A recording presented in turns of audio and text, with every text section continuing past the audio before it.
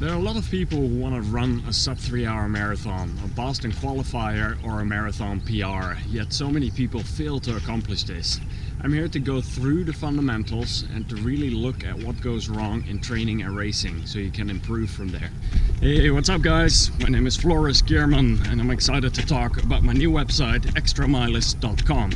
It's going to be focused on running, in particular about running a sub 3-hour marathon, a Boston Qualifier or a marathon PR. I've improved a lot over the years and I went from a 4:11 marathon to a 2:44 at the Boston Marathon. And I'm super stoked to share all of the things that I've learned over the years to become a faster, healthier and happier athlete. And over the coming weeks and months I'm going to be sharing video tips and articles on my website, and I hope that this will help improve your running and overall health as well. There are going to be a variety of topics I'm going to be talking about. It's anywhere from running and heart rate monitor training, but also going to dive into the nutritional side of things, training your mind, the importance of rest and recovery, creating your own training schedules, and so much more. I've put together a 30-page PDF with all the fundamentals of how to run a sub 3-hour marathon, Boston Qualifier or marathon PR, and you can download it for free on my website extramilist.com. One question I'm often asked is, how do I become a faster runner? Many runners make the mistake of training at a heart rate and a pace that is too high and too fast for them. Several years ago I came across Dr. Phil Maffetone. He's a world-class endurance coach and an author of more than 20 books, and he has changed my approach to running completely with low heart rate training. Slowing down your heart rate in most of your training runs will develop your aerobic system, so you'll become a better fat burner. Over time you'll be able to run the same pace at a lower heart rate, or you'll be able to run a faster pace at the same heart rate. Most runners who miss their marathon goal, they start out their race strong, but they burn too much glycogen for energy and their body is not able to use body fat that much for actual energy supply. And so in the later part of the race, as the lactate increases in their muscles and as their blood sugar levels decrease, they have a very hard time maintaining their goal pace. Often this happens around mile 18 to 22, and this is often where the bonk happens as well. And it's not that they don't want to maintain this pace, it's simply that they're physically not able to maintain this pace. There are many different training programs available to prepare you to run a fast marathon. A few of the popular ones are Jack Daniels, Hansen, Hitchin, and Galloway. Each of the training approaches and plans has unique aspects, differentiating between the length of the program, the ramp up, the amount of runs per week, the intensity, the longest runs, etc.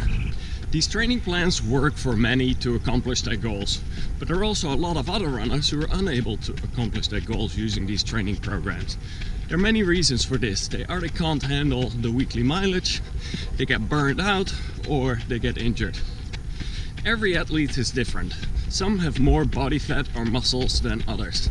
Some are very fit with a solid aerobic base, while others lack current fitness. And some are recovering from a recent injury or illness or a recent cold.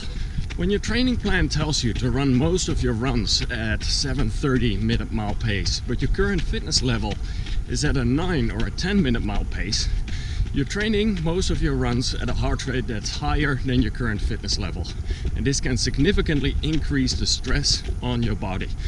9 out of 10 people I get in contact with train too often at a heart rate that is too high for them.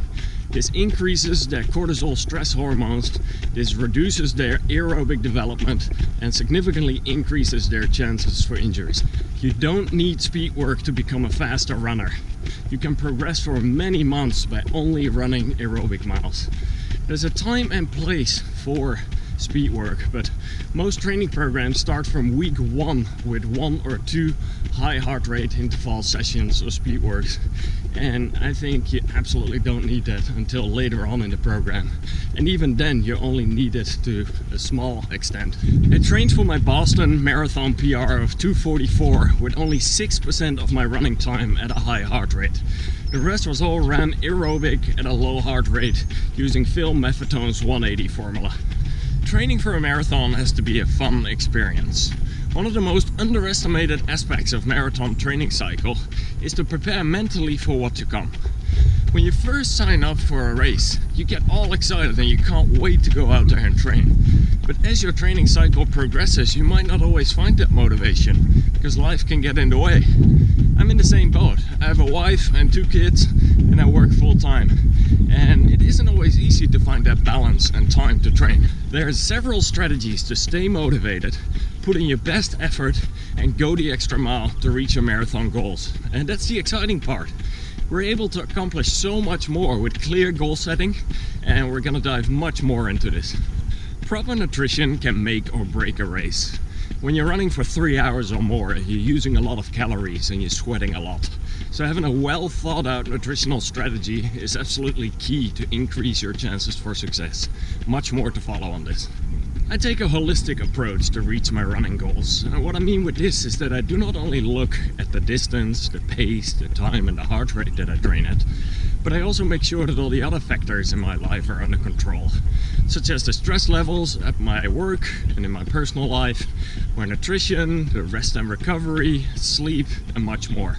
I also look at other steps to reduce my cortisol stress levels through mindful living, through meditation, using a gratitude journal or regular journal, taking cold showers, making sure I have enough vitamin D, using a standing desk versus sitting on my butt all day long. There's so many different ways that you can reduce your stress levels and improve your energy levels and your overall happiness. If you're stressed out, this will directly impact your athletic performance. So there's a much bigger picture to look at to make sure that everything aligns well. And this is such an exciting puzzle to solve, to really look at it strategically to make sure that everything is in balance. I've interviewed several world-class coaches and athletes, including Dr. Phil Maffetone and 6-time world champion Ironman Mark Allen, to really learn from the best. Over the years, I've done a lot of self-experimentation to see what works and what doesn't. And I've successfully completed several sub-3 hour runs, 50-mile races, and even a 100-mile run in 17 hours and 47 minutes.